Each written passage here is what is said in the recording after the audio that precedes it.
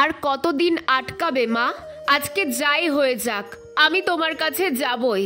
আমার অবস্থা দেখেই তোমরা বুঝতে পারছো। ঘুম থেকে উঠেই ছাদে চলে এসেছি।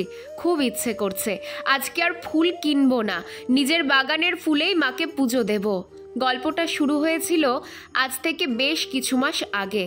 এই যে জামাটা দেখলে, প্রায় 2 মাস আগে রেডি করে রেখেছিলাম, কারণ অঘ্রাণ মাসে আমার বল্লা মায়ের পুজো।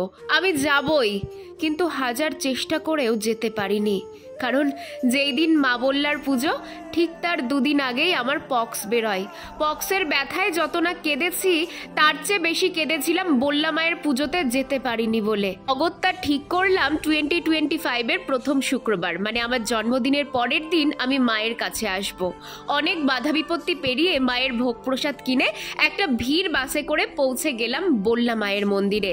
দেখা যাক এবার পুজোটা ঠিকঠাক দিতে পারি কি না।